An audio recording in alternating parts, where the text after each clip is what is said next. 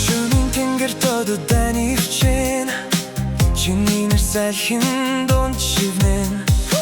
зүрхний химнэл нэг л өөр болж чам руу аялах айлгуу төрнө анхаарсан тэр мөчөөс ихэд өдөр бүхэн өнгөтэй болсон